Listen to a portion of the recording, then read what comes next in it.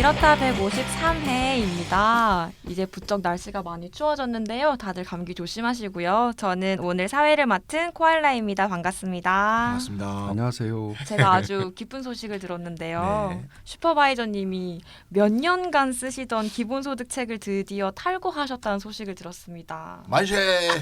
만세! 한 번 더 할까? 만세! 네.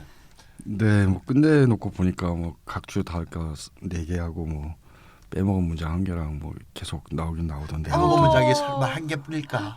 1개였어요. 1개. 더 있겠죠. 예. 발견된 게 한 개다. 그런 거 아니면. 예. 그런 거 중요한 게 아닙니다. 예. 이렇게 빠져도 됩니다. 예. 언제 세상에 나와요? 언제 출간되나요? 글쎄 그건 이제 제 손을 떠났으니까 음. 뭐 어떻게든 되겠죠. 일단 출판사가 선정이 안 됐고요. 아, 네. 예. 여러 출판사가 경합 중이라는 아. 알려지지 않은 그런 소문이 돌고 있습니다. 그래서 약간 우리가 FA이기 때문에 아, 네네. 올려야 됩니다. 값을 이게. 아, 또 튕겨보고. 그러면 예. 또 편집하시는 네. 분들이 또 교열도 보고 그렇죠. 이렇게 인세 많이 주는 대로 하려고 그럽니다. 아. 예. 그래서 좀 시간이 걸릴 것 같습니다. 인생은 어디나 다 똑같아요. 아 그런가요? 보조가 안 맞냐 이거 참. 네. 어쨌든 총선 전에 또 기본소득이 화두가 될 수 있도록 총선 전에는 꼭 좀 나왔으면 좋겠는데요. 코알라님 입장에서 특히 또 그렇겠네요. 아, 네. 공부하면서 네. 선거도 치르고 엄청 도움이 되겠죠. 네, 맞습니다. 예. 자, 오늘 슈퍼바이저님 모셨는데요. 오늘은 무슨 얘기를 나누나요? 네, 그동안 기본소득 얘기를 참 뭐 이건민 연구원이 굉장히 많이 해왔고 저도 많이 했던 것 같은데 네. 오늘은 민주주의와 기본소득에 관한 주제를 들고 나왔고요. 네. 제식의 개념으로 표현하자면 뭐 공통부 배당과 공유자 민주주의 이런 주제로 얘기를 좀 나눠봤으면 합니다. 한국의 기본소득 운동을 이끌어왔던 기본소득 한국 네트워크가 올해 창립 10주년이 됐잖아요. 네. 그래서 한 끼의 식사와 함께하는 10년의 기억이라는 제목으로 10주년 기념식도 11월 23일에 했었다고 했죠. 네, 알고 있는데 제가 상투 탔죠. 아우, 네. 축하드립니다. 네. 깨알 기본소득 같은 자기소개. 네, 기본소득 한국 네트워크는 정관에도 공통부에 대한 정의가 들어 있잖아요. 네, 이렇게 써 있습니다. 기본소득이라 함은 공유부에 대한 모든 사회 구성원의 권리에 기초한 몫이다라고 기본소득 한국 네트워크 정관 1장 2조에 쓰여 있어요. 아, 네. 근데 정관에는 공유부라고 되어 있는 것 같은데 네네. 슈퍼바이저님은 공통부라고 표현하신단 말이에요. 그냥 공유부, 공통부 이름만 바뀐 걸까요? 뭐 같은 말입니다. 일단 저는 공통부라 최근에 바꿔 쓰기 시작했는데 네네. 그 전엔 다 공유부라 썼죠 저도. 둘 다 슈퍼바이저님이 만든 말이죠. 네. 근데 그렇게 바꿔 쓴 이유는 공유부라 그러면 뭐 공동 소유, 공유란 말이 공동 소유를 뜻하는 것 같고 소유 관계만 특정해서 얘기하는 것 같아가지고 물론 소유 관계가 바뀌어가지고 기본소득을 배당하는 방식도 있지만 조세형 기본소득도 있을 수 있기 때문에 그래서 공통부라고 저는 바꿨는데 공동부라고는 개념도 쓰입니다. 강남훈 선생님은 공동부라는 말씀을 쓰십니다. 어쨌건 공유부가 가지고 있는 소유 관계로만 협소하게 파악하는 네네. 문제의식으로 오해될 수 있다. 그래서 그렇게들 이름들을 바꿔서 네. 쓰기 시작된 것 같아요. 최근에 와서.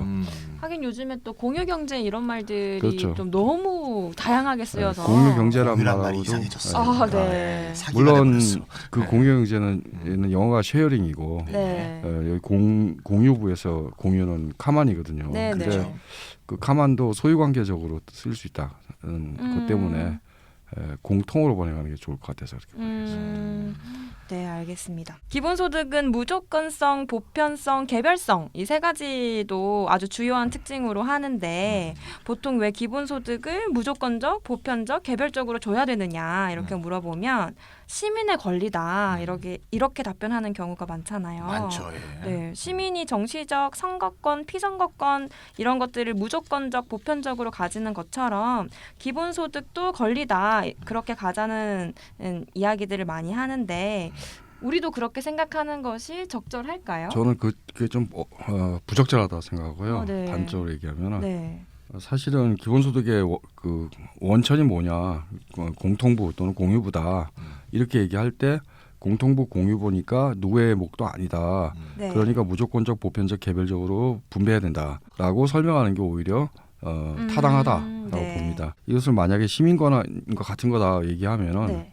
그것은 굉장히 비유는 될 수 있지만 둘 다 음. 무조건적 권리고 보편적 권리고 개별적 권리이기 때문에 비유는 될 수 있지만 정확한 이야기는 아니다라고 생각이 듭니다. 저는 공통부 문제를 우회하고 기본소득을 정의하는 게 사실은 좀 어려운데 네.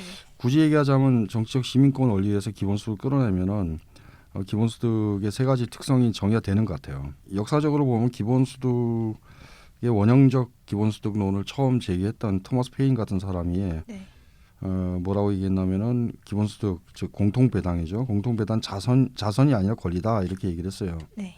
근데 문제는 이제 권리는 권리인데 대체 어떤 권리냐라는 게 중요하겠죠. 기본소득도 보편적이고 정치적 시민권도 보편적이고 그리고 우리가 재산이 없다고 해서 선거권이 부여되지 않고 박탈되거나 이런 건 아니잖아요. 네, 안 되죠. 파산한다고 해서 투표할 수 못하게 하는 건 아니고 네.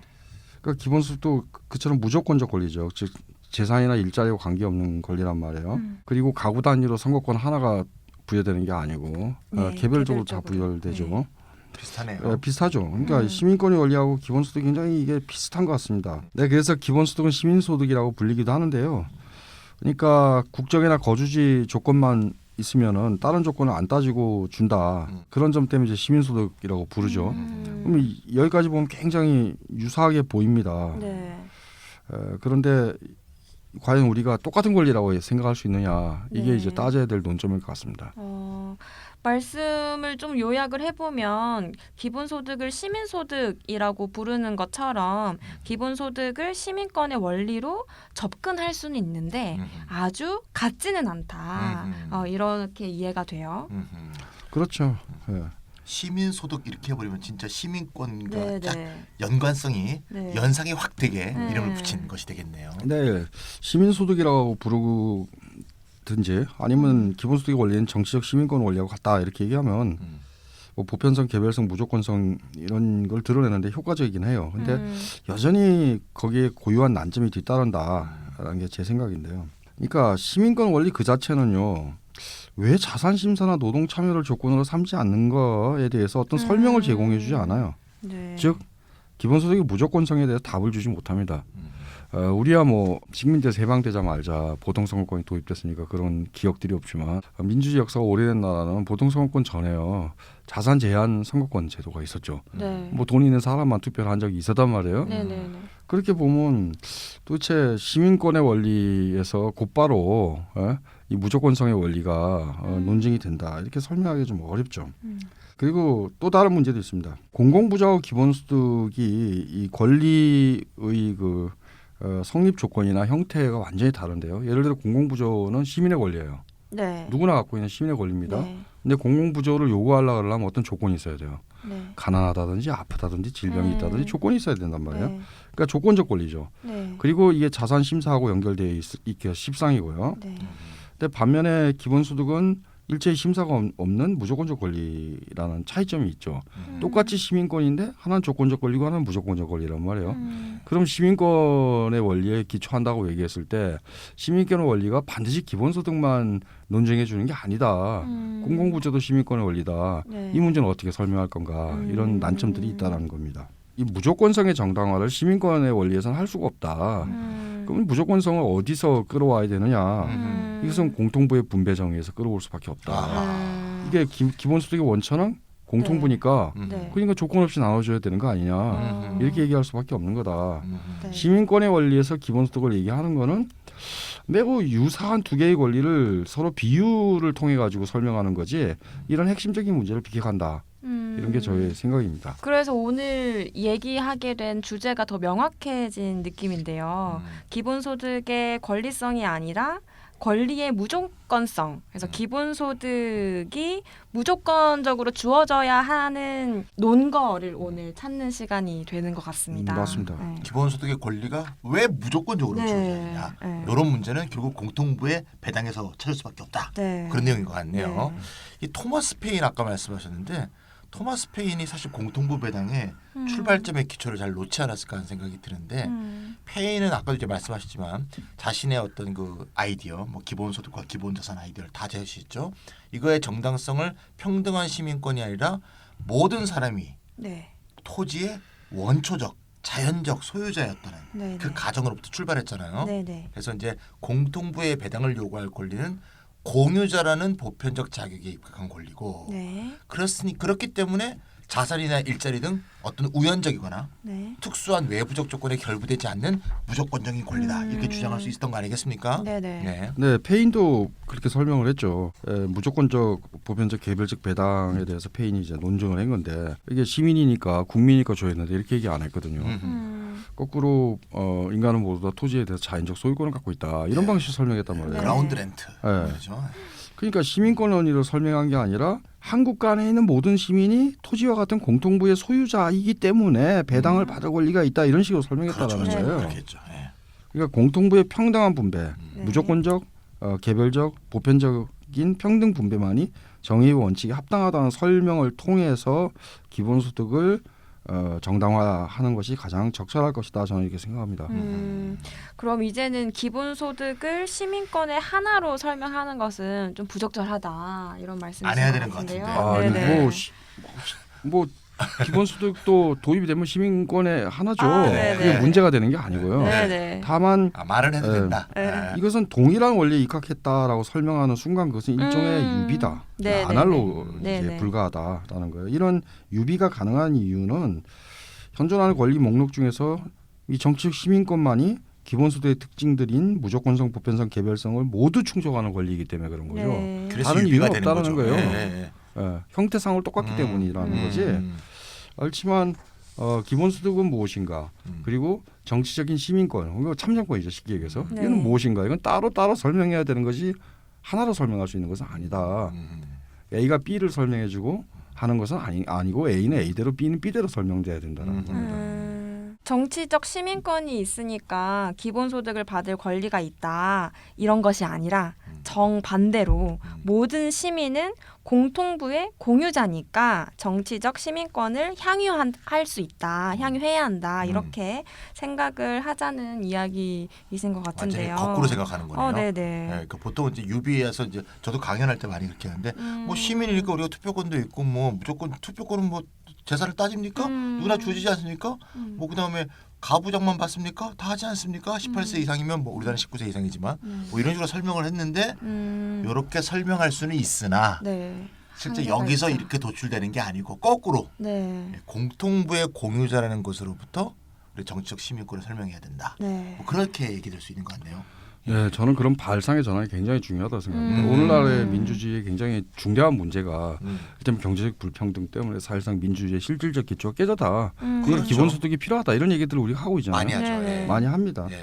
그런데 사실 그 말에 함축되어 있는 내용들을 보면요, 거꾸로 공통부의 공유자라는 데서 우리가 기본소득을 받을 권리도 생기고 공통부의 공유자로서 기본소득을 받기 때문에 민주주의의 이 조건도 수립이 되고 그런 거 아닙니까? 그러니까 오히려 공통부의 분배의 원리가 이 민주주의보다 훨씬 더 선차적이다. 시민권의 기초군요, 말하자면. 네, 시민권의 기초다, 선차적 원리다 이렇게도 이야기할 수 있는 겁니다. 그게 무너졌기 때문에 지금 현대민주주의가 문제다. 대중민주주의의 기초가 깨졌죠. 20세기 민주주의가 대중민주주의의 황금기라고들 얘기를 하는데 뭐 노조의 힘이 셌고 그리고 사회민주주의 복지국가에 의해서 재분배가 어느 정도 됐고 50년, 60년대는 민주주의 황금기라고들 얘기를 합니다. 그러니까 그때하고 지금하고 완전히 다르죠. 네. 경제적 불평등이 날로 심화되고 네네. 그리고 재산 없고 지식 없는 대중들이 확산되고 있죠. 네. 그렇게 되면 구구 포퓰리즘으로 쏠리고 있거든요. 그렇죠. 그렇게 하면서 민주주의의 기초가 깨졌다라는 겁니다. 근데 여기서 단순히 형식적으로 무조건적, 보편적, 개별적이다라는 것으로부터 민주주의의 원리, 시민권의 원리와 기본소득이 같다 이렇게 얘기하면 곤란하다. 거꾸로 오히려 둘 다 공통부는 무조건적, 보편적, 개별적으로 평등 분배되어야 된다는 이런 기초 원리로부터 기본소득도 또 나오는 거고 네. 민주주의적 시민권도 나오는 거다. 이렇게 저는 생각합니다. 이거 그림 그려서 설명하고 싶다. 그렇죠? 그러게요. 공통부의 공주자 네. 여기서부터 정치적 시민권 네. 여기서 기본소득 이렇게 그렇게 하자는 거구나. 지금 이제 슈퍼바이저님이 그 현대민주주의 문제점 많이 지적해 주셨는데 듣다 보니까 갑자기 질문이 딱 하나 떠오르는데 슈퍼바이저님이 2007년도에 네, 대통령 선거에 나가지 않으셨습니까? 그랬죠. 요새는 2007년에 대통령 선거에 나와서 기본소득을 주장한 사람은 그러면 허경영 이렇게 답이 나오는 게 요새 그 말이 나오더라고요. 거기에 대해서는 어떻게 생각하십니까? 그 사람 기본소득은 아니었죠. 그 아니죠. 예. 굳이 얘기하면 뭐 그리고 기본자산제 비슷한 아. 거죠. 그리고 에피소드에 따르면 그 방송을 앞두고 대기실에서 슈퍼바이저님이 약간 던져준 말을 허경영 씨가 응용해서 비슷하게 응용했다는 말도 있던데. 워낙에 순발하기 좋은 아. 그 사람 최근에 나오는 기사를 봤더니 20대 이상, 30대 이상의 결혼한 사람한테만 기본소득을 줘야 된다는 좀 황당한 얘기를 하더라고요. 예. 그거는 추가로 더 주는 거 아니었어요? 몰라요. 일단 아마 일단 그랬을걸요? 쌍피로 인구 문제도 해결하고 네, 맞아요. 뭐 기본소득도 주고 뭐 이렇게 네, 하시는 애 것 낳으면 같은데 또 돈 주고. 사실 2007년도에 대선 때 진정한 기본소득을 주장했던 분은 우리 슈퍼바이저님인데 그럼요. 그때 사회적 공화주의라는 걸 제창하셨던 것 같아요. 그 유일하게 나왔던 이전의 책이 또 책 제목이 사회적 공화주의인데 네. 이번에 이제 두 번째 책이 나오겠죠. 네. 그 사회적 공화주의 관점에서 기본소득을 많이 주장하신 것 같고 또 사회적 공화주의의 핵심은 정치적 권리만 아니라 물질적 권리, 물질적 네. 독립성을 굉장히 강조했던 그런 주장 아닙니까? 또 그런 걸 주장하는 스페인 우리가 기본소득 네트워크의 라벤토스라든가 카사사스 이런 사람들 우리가 좀 초대를 해서 심포지움도 한 적이 우리 있고요. 연구소랑 아주 친하죠. 예. 그럼 슈퍼바이저님이 과거에 했더니 사회적 공화주의적 기본소득하고 지금 얘기하는 공통부 배당에 의한 기본소득 이게 비슷한 건가요? 비슷한 것 같기도 하고 약간 다른 것 같기도 한데. 예. 뭐 과거에 저는 뭐 라벤투스나 카사사스 유사한 생각을 했고 지금 좀 생각이 약간 바뀐 거고 약간 인정하는 게. 그걸 좀 설명해 주셔야겠는데 어떻게 바뀐 건지. 그러니까 예. 뭐 사회적 공화주의건 혹은 뭐 그 라벤토스식의 민주적 공화주의건 라벤토스는 자기의 공화주의가 아닌 그러니까 페티트류의 신로마 공화주의는 귀족적 공화주의라고 이제 욕을 하는데 어쨌든 그 민주적 공화주의에서 굉장히 중요한 거는 시민됨은 물질적 기초를 가지고 있고 그리고 이 시민의 생존 독립성, 그 물질적 독립성과 생존이라는 게 굉장히 중요한 문제다. 이게 없으면 시민권이 형식적으로 부여돼도 실질적인 시민권 없다고 얘기할 수 있다. 이런 주장입니다. 그래서 네네. 기본소득까지 가는 건데 과거 저희 주장도 뭐 그런 거였어요. 네. 그리고 그래서 기본소득이 없으면 그것은 실질적 공화국이라고 말할 수 없다. 이런 실질적 주장이에요. 시민이 아닙니까? 실질적 시민이 아니고 이런 얘기를 했죠. 그 자체는 틀린 말은 아니죠. 정치적으로 아직도 유효한 말인데 뭐가 좀 빠져 있죠 거기. 빠져 있다. 공화주의 기본소득론인데요. 그 한계는 공통부 분배 정의론이 없다 거기는. 이게 문제다라는 거예요. 그러니까 공화주의 기본소득론은 시민됨을 그러니까 시티즌리 시민됨을 중심으로 구성이 돼요. 시민됨이 뭐냐를 먼저 물어요. 그 시민됨은 경제적 독립성까지 포함이 돼요. 그러니까 시민 개념의 내포가 가장 큰 정치 철학입니다. 다른 정치 철학은 이처럼 시민 개념의 내포가 크지 않습니다. 네네. 시민이라고 했을 때 그 자격이 이미 물질적 차원까지 다 들어가 버리는 거죠. 경제적 차원까지. 그러니까 공화주의적 시민 개념은 기본소득 개념에 조응하고 기본소득을 옹호하기 아주 적절하죠. 적절하죠. 이제 문제는 이게 자칫 잘못하면은 기본소득에 대한 논쟁을 하지 않고 기본소득이 왜 필요한가, 왜 정당한가, 기본소득의 원천은 뭔가 이런 얘기를 하지 않고 시민됨이라는 개념 속에 기본소득을 해소시켜 버린 거예요. 기본소득이 왜 필요합니까? 시민이기 위해서 필요한 거잖아요. 예? 시민이 지상명제가 됩니다. 그렇죠. 기본소득이 있기 때문에 시민이 되는 게 아니잖아요. 이게. 네네. 예, 문제가 아주 시민된 개념을 중심으로 해서 전도돼 있다라는 게 제가 생각했던 문제의식입니다. 그러다 보니까 이 공통부 분배 정의에 관한 설명이 누락돼 있다. 이 공백과 누락과 결여 이것을 보충해야 된다. 공화주의 정치 철학이 틀린 게 아니라 공화주의 정치 철학에 고유한 어떤 누락, 공백, 결여가 있는데 이를 공통부 분배 정의론을 통해 가지고 보충하고 확장해야 된다는 게 저의 최근의 주장이었습니다. 네. 이런 주장을 한 지는 한 7년 정도 됐고요. 제가 사회적 공화주의 주장한 건 한 12년 됐으니까 네네. 대략 한 2010년경부터 생각을 바꾼 거죠. 7년 동안 책이 안 나온 거군요.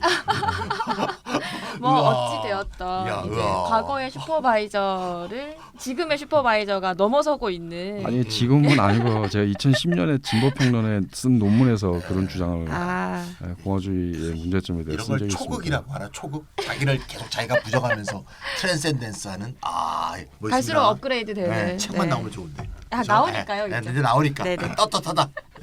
슈퍼바이저 만쉐.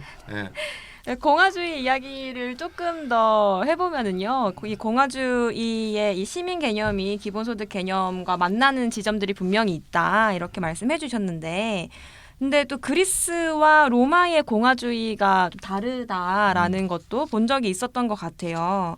그러면 공화주의적 기본소득이라 함은 그리스와 로마 중 어떤 공화주의 전통에 서 있는지 궁금한데요. 아시는 게 많네요. 아무래도 한나 아렌트가 한국에서 유명하다 보니까 아렌트. 그래서 아시는 것 같은데 그리스 공화주의 이제 강한 공화주의라고 부르기도 하고요.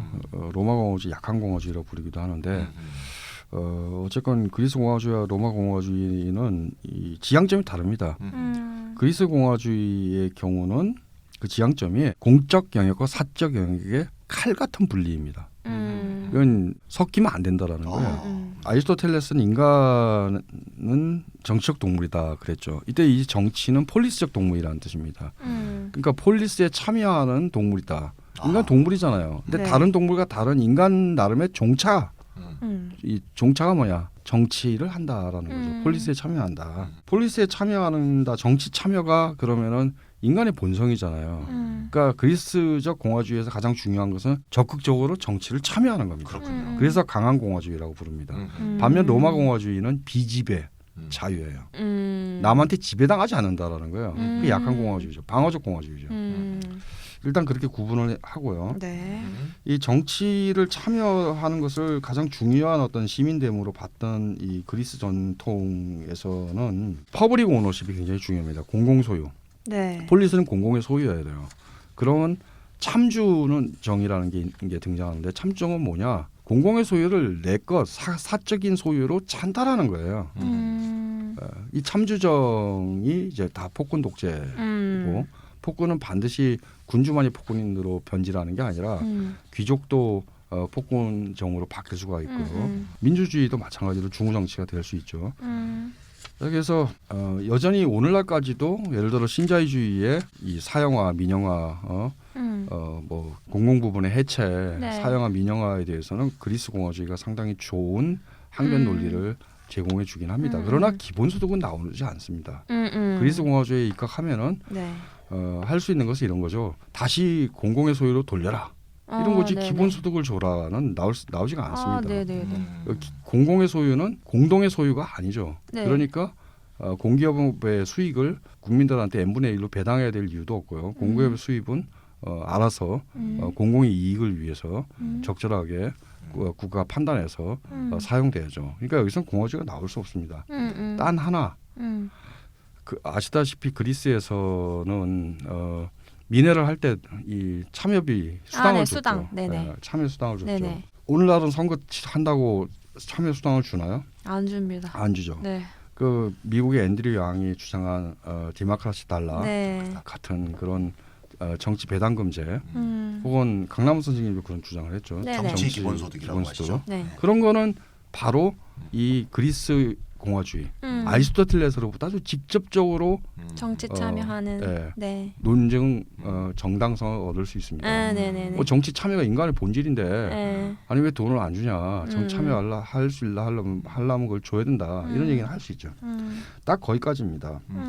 그러니까 아리스토텔레스 공화주의에서는 시민은 정치를 참여해야 되고 이게 시민의 본질이에요. 네. 그리고 거꾸로 폴리스로부터 사적 영역으로 소득과 재산을 이전하는 것은 이거는 나쁜 짓인 거예요. 기본소득은 그런 거 그런 거잖아요. 공적인 소득 소득 넘어온 거죠. 그게 나쁜 공적 짓이에요. 이전 소득이잖아요. 네. 나쁜 짓이 되는 겁니다. 네네. 네. 그래서 반면에 네.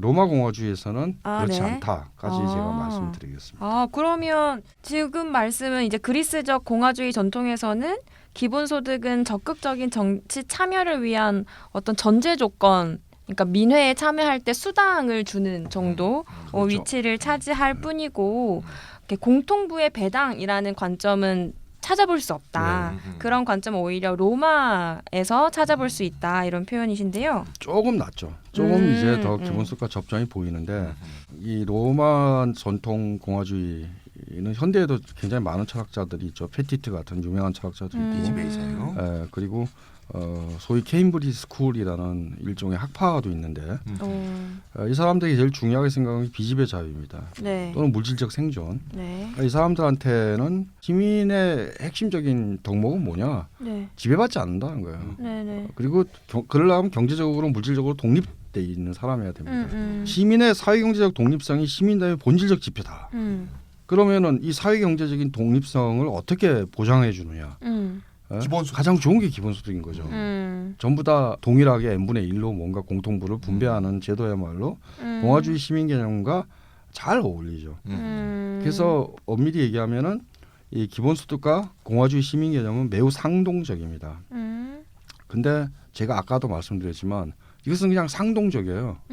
비슷하다는 거예요, 그냥. 네네. 그렇지만 정당성을 제시하는 것과 상동성을 보여주는 것은 완전히 별도의 과제다라는 거예요. 로마 공화주의적인 기본소득론은 시민개념 물질적 독립성까지 확장하는 게 주된 논변이고, 두 번째는 기본소득 없이는 그러한 물질적 독립성이 보장되지 않을 것 같다라는 게 보조 논변이에요.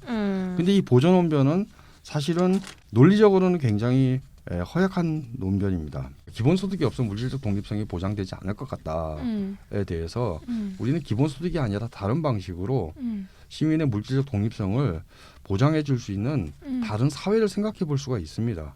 다른 여지가 충분히 있죠. 예를 들어 국가가 네. 재산 상한제를 실시하고 네. 계속 일정 재산 이상을 갖다가 사적 소유로 갖고 있으면은 몰수해갖고 그것을 갖다가 뭐 기본 자산으로 나눠준다든지 뭐 이런 방식이 있을 수 있죠. 뭐 사회적 지분급여와 재산 상한제, 최저임금 문제 이런 것들을 결합시켜가지고 사적 소유유, 그러니까 개인의 어떤 사유재산을 가능한 한 평등하게 분배하려고 국가가 노력할 수 있습니다. 그런 주장을 최초로 했던 사람이 루소고요. 네. 그리고 그런 식으로 사회가 돌아갈 수 있느냐 없느냐를 떠나가지고 현실적으로 가능하냐를 떠나가지고 네. 논리적으로는 가능하잖아요. 네네. 그러니까 반드시 기본소득이어야 될 이유는 없는 거죠. 네네네. 기본소득은 그냥 한 가지 방법일 뿐이죠. 그래서 공화주의적 이 시민됨이 필수적으로 기본소득과 연관되느냐? 아니다. 기본소득과 연관될 수 있을 뿐이다. 라는 말씀을 드릴 수 있을 것 같습니다. 그 옛날에 제 그 선생 일을 할 때 그 제자들 중에 하나가 제가 이제 유튜브에 기본소득 관련한 이제 동영상 올렸더니 댓글을 붙였는데 그 재산 소유 민주주의 저도 참 공감합니다. 이렇게 답을 붙였어요. 롤스 책을 좀 읽지 않았어요. 롤스 아주 인기 있잖아요. 좀 전에 루소 얘기도 좀 하셨는데, 그러니까 저는 기본소득 얘기를 했는데 저 사람이 들을 때는 재산 소유 민주주의하고 같은 거라고 듣는 것 같아요. 그러니까 얼핏 보면 이제 시민적인 정치 행동이나 민주주의를 위해서는 물질적 기초가 필요하다. 네. 이런 면에서 비슷해 보이잖아요. 근데 그게 기본소득으로 주어지는 것과 롤스 같은 재산 소유 민주주의로 생각하는 것은 좀 엄밀하게 다른 건데 보는 사람이 좀 듣는 사람이 그게 혼동이 되는 것 같아요. 그렇죠. 그 부분을 좀 명쾌하게 좀 쇼바이님이 좀 정리를 해주시면 어떨까 하는 생각이 드네요. 일단 재산 소유 민주주의가 뭐냐를 먼저 설명을 드리는 게 좋을 것 같은데요. 네. 아까 말씀드린 것처럼 민주주의 혹은 공화국이 제대로 돌아가려면은 경제적 독립성이 있어야 되고 그러려면 모든 시민이 재산 소유자여야 된다라는 겁니다. 자기 재산의 기초가 있어야 된다는 겁니다. 그리고 이 재산 소유 민주주의는 사실은 역사적 유래가 있죠. 옛날에 재산이 없는 사람들은 투표권이 없었잖아요. 그렇죠. 재산 제한 선거제가 있었던 거고. 그러니까 재산 소유 민주주의란 보통 선거권을 유지하려면 국가가 계속 재분배 정책을 해야만 되는 겁니다. 그것도 자산 재분배 정책을 해야 되는 겁니다. 역사적 유래를 보면 루소가 처음 그런 주장을 했고 그리고 현대에 와서 롤스 같은 철학자도 그런 유형의 주장을 하고 있죠. 근데 반면에 재산 소유 민주주의에 좀 급진적인 유형들이 있습니다. 예를 들어 페인 또는 미드, 제임스 미드. 스스로 미드는 스스로 재산 소유 민주주의라는 개념을 쓰고 있는데요. 근데 이 재산 소유 민주주의의 급진적 유형은 사실은 개인의 사적 재산들을 평등하게 분배하는데 그 핵심이 있는 게 아닙니다. 공적 소유를 늘리는데 핵심이 있죠. 예를 들어 미드 같으면은 모든 주식 자산의 50%를 갖다가 사회 공통 주식 자본으로 전환한다. 50%를 갖다 전부 모든 주식의 상장 회사의 50%를 갖다가 사회 공통 자본으로 전환하고 그 배당은 온 국민한테 n분의 1로 나눠준다 이런 식으로 주장했죠. 그리고 그 배당받은 주식을 사고 팔고 못한다. 그러니까 엄격히 얘기하면 사유재산을 나눠주는 게 아닙니다. 그러니까 소득을 분배하는 거죠. 그러니까 재산 소유 민주주의의 급진적 버전은 개인의 자산을 나눠주는 게 아니고 공적 자산의 몫을 늘려가지고 개인들한테 소득의 기초를 부여하는 방식으로 설계되어 있습니다. 페인도 그런 설계를 했다고 볼 수 있고요. 자산을 나눠준다기보다 소득을 나눠주는 설계를 했고 관념적으로 생각하는 공적 소유권 혹은 미드처럼 아예 뭐 공통 주식 자본으로 전환하는 법률적인 소유 형태건 공적 소유의 공동 소유 영역을 늘렸다. 공적 소유 영역을 늘리고 그것을 배당함으로써 공동 소유로 바꿨다. 이렇게 말씀드릴 수 있습니다. 피케티 유명하잖아. 피케티의 세계 주장이 불평등 보고서를 보면은 불평등이 늘어나는 굉장히 중요한 이유 중에 하나가 전 세계 경제에서 사유 재산의 비중은 늘어나고 그리고 퍼블릭 프로퍼티 공적 소유 비중은 줄어들었다. 그런 얘기를 하고 있습니다. 3장에서 다루고 있는 부분인데 그 세계 불평등 보고서 3장에서 롤스 루소 버전이라 그러면은 계속 이 사유 재산을 평등하게 하는 버전이고요. 이 미드의 버전이라 그러면은 이 공동 소유를 더 계속 늘려가 가지고 사유 재산 비중을 줄이고 공동 소유는 대신에 기본소득으로 분배함으로써 소득 기초를 갖다 부여해주는 이런 방식의 버전입니다. 완전히 다른 거죠. 그래서 저는 두 번째 버전을 이게 그냥 재산 소유 민주주의라고 얘기하니까 혼동이 생겨서 질문도 하지 않냐 이런 생각이 좀 드는 거고 그래서 두 번째 버전 급진적인 재산 소유 민주주의 버전은 공유자 민주주의라고 개념을 아예 달리해서 부르는 게 옳지 않냐라는 생각입니다. 왜냐하면 공유자 민주주의라고 부를 수 있는 근거는 페인이나 미드의 사상에서 중요한 것은 공동 소유를 늘리는 거기 때문에 그리고 공동 소유의 수익을 개인한테 분배하는 거기 때문에 배당하는 거기 때문에 그렇게 부를 충분한 근거가 있다고 생각이 듭니다. 지금까지 로마적 공화주의가 기본소득의 개념과 더 조우하는 게 많다 이런 이야기 해주시면서 근데 그 방식이 꼭 기본소득이 아니라고 하더라도 뭐 재산 소유를 그렇죠. 나눠주는 방식이나 혹은 공동소유의 비중을 늘리는 방식 이렇게 두 가지 방식 중에서는 기본소득과 더 만날 수 있는 것은 이 공유자 민주주의 공동 소유의 비중을 늘리는 이런 방식이 더 낫다 이렇게 말씀해 주신 것 같은데요. 언뜻 또 이렇게 언급해 주셨던 페인과 이제 스펜스는 이 정치적 참정권과 관련해서 또 어떻게 생각했는지 같이 또 얘기를 해보면 좋을 것 같아요. 오늘 주제를 이제 꺼내면서 네네. 그런 질문을 던졌잖아요. 네네. 기본소득이 민주주의의 그냥 기초다 이렇게 얘기할 게 아니라 기본소득도 민주주의도 사실은 우리 모두가 공통부의 주인이다라는 인식으로부터 발상의 전환을 하자. 다시 얘기돼야 되는 거다. 네네네. 그 역사적으로 보면은 참정권하고 이 기본소득을 받을 권리 이 두 개가 어떤 관계를 맺고 있었는가를 좀 따져볼 필요가 있죠. 그게 재미있는 탐색이 될 것 같은데요.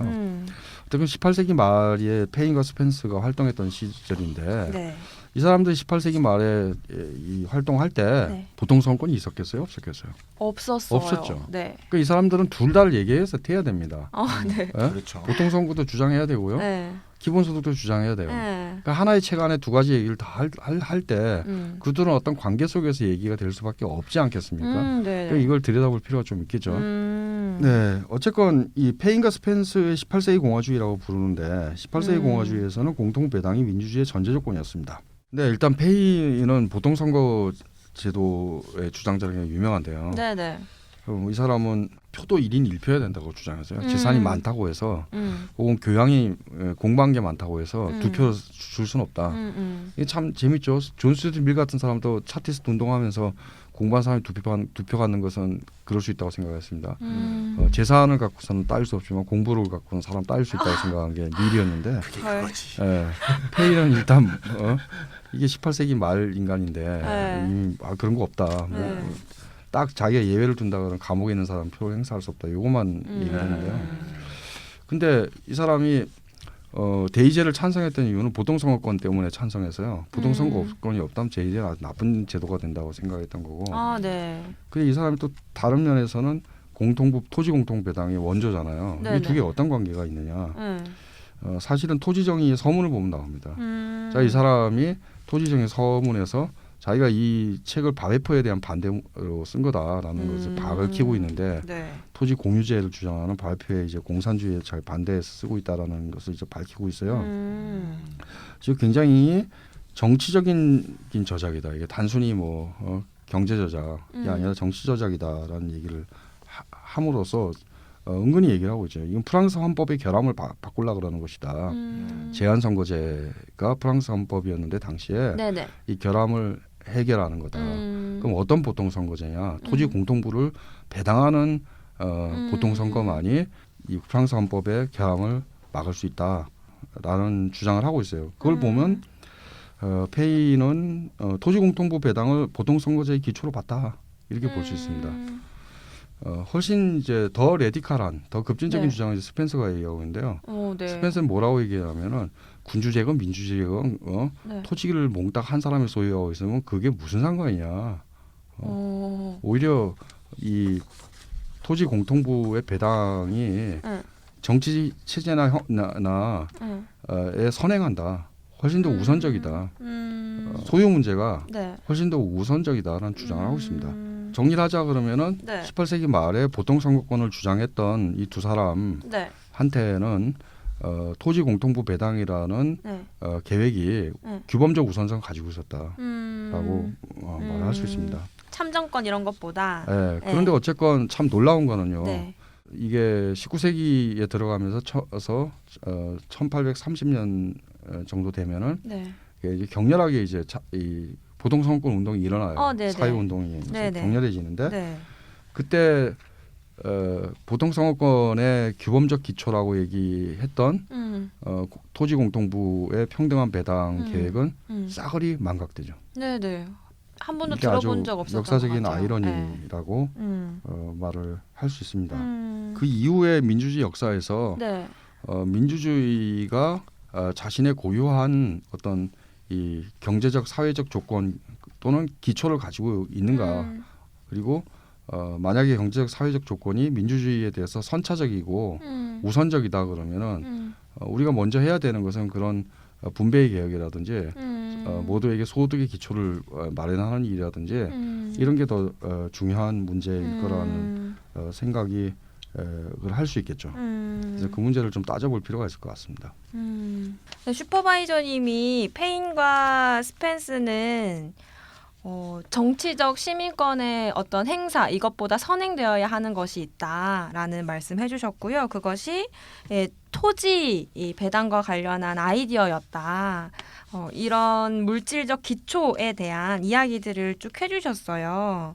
근데 그러는 와중에도 이제 모두에게 보통 선거권을 가지게 되는 이 운동 속에서 놀랍게도 이 공통부 배당론 이야기는 쏙 들어간 아이러니한 상황까지 왔었다는 이야기까지 해주셨는데요. 그렇다면 이제 이 보통 선거권의 물질적 토대에 대한 이야기들을 조금 더 해봐야 될 것 같아요. 구체적으로 아까 소득의 기초 이런 표현도 해주셨는데요. 당시에 이제 자산 제한 선거 제도가 있었는데요. 그 사람들이 주장했던 것은 굉장히 간단합니다. 재산이 없는 사람은 책임감이 없고 못 배운 사람은 무식하다. 어떻게 국정을 원하냐. 그래서 재산과 교양이 굉장히 중요한 기초다 이렇게 본 거죠. 보통 선거권 운동의 해법은 네. 그냥 그렇지 않다. 인간이 만민이 평등하다 이런 주장만이 아니었습니다. 그래 그러면은 누구나 최소한의 재산을 가질 수 있도록 해라. 그리고 누구나 보통 교육을 받도록 해라. 라는 거였죠. 네네. 사실 18세기가 여성이 대학에 가고 네. 그 18세기 중엽 되면 미국에서는 이미 여성이 이제 대학에서 박사학위도 받고 이런 네네. 시대가 되는데 여성 참정권 운동하고 그런 보통 교육 그 고등교육까지 네네. 포함해서 제한이 없어지는 거 이게 굉장히 이제 구체적으로 같이 맞물려서 돌아갔다는 얘기입니다. 근데 만약에 페인이나 스펜서처럼 토지 공통부를 갖다가 모두에게 이제 배당을 하면요, 네. 어떤 불변의 이 소득 기초를 갖게 되죠. 네. 그럼 변하지 않는 거잖아요. 토지가 어디 사라지는 것도 아니고. 네네네. 예. 그런데 그 당시에 이제 19세기에 차티스트 운동가들이라든지 보통 선거권 운동을 하는 사람들은 네. 그렇게 생각하지 않았어요. 사회 정책으로 이걸 해결하려고 했어요. 그때. 그때 사회 정책으로 해결하려고 그랬고 사실 오늘날까지도 그렇게 되고 있는 겁니다. 그렇죠. 그래서 최저임금제라든지 네. 또는 뭐 여러 가지 사회복지국가의 재분배라든지 소득 이전 정책이라든지 이런 사회 정책 그러니까 조건적이고 그때 상황에 따라서 바뀌는 사회 정책으로 해결해 왔다라는 겁니다. 그런데 사실은 이 사회 정책으로 그때 상황에 따라서 맞게 해결하지 못하고 있고 가면 갈수록 자립적 생계가 불가능해지는 사람들이 더 많아지고 있고 네. 모든 사람한테 불변의 소득적 기초를 부여하는 공통부 배당론 그게 뭐 토지 공통부건 혹은 뭐 인공적 공통부 지식이나 네트워크 혹은 데이터 등의 인공적 공통부건 이런 공통 배당론이 오늘날 와서 굉장히 매우 중요하게 됐다라고 생각이 듭니다.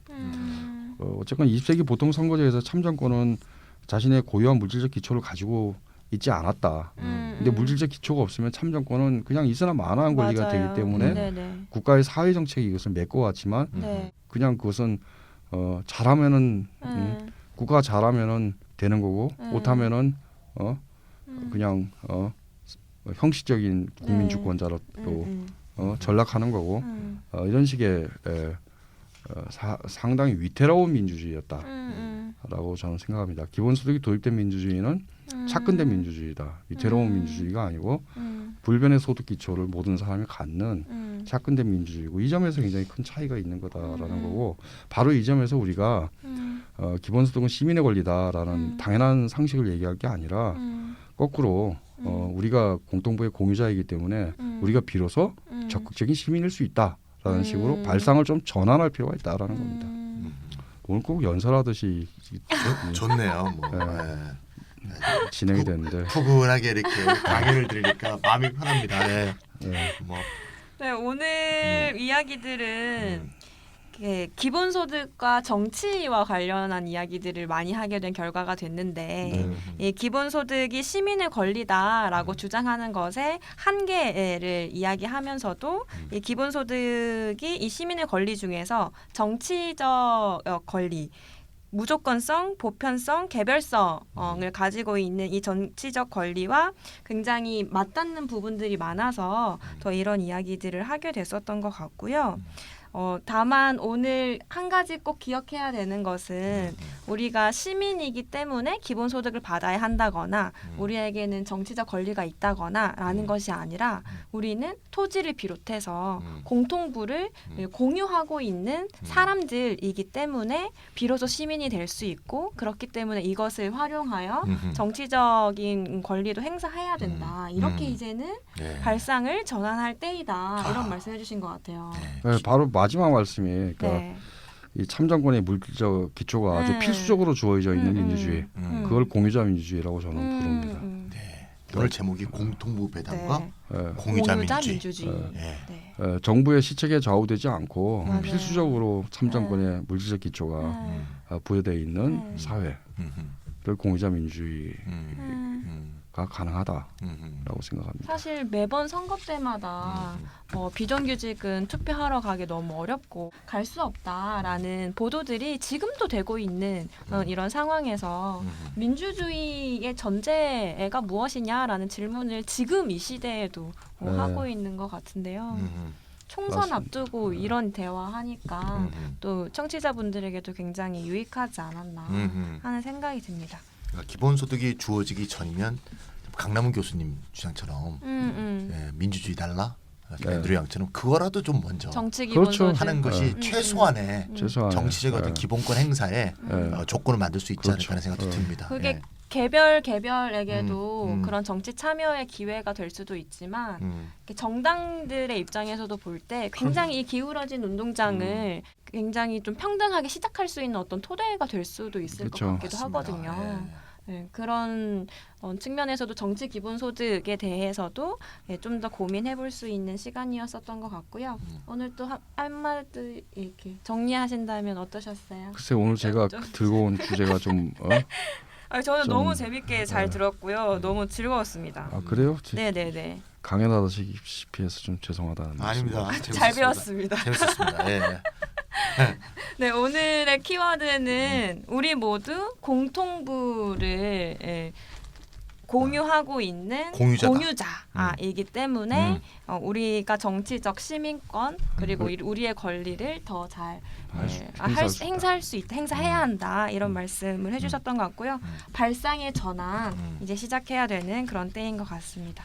네, 청취자 여러분들 지금까지 청취해 주셔서 감사하고요. 다음에 또 뵙도록 하겠습니다. 고맙습니다. 감사합니다. 수고하셨습니다.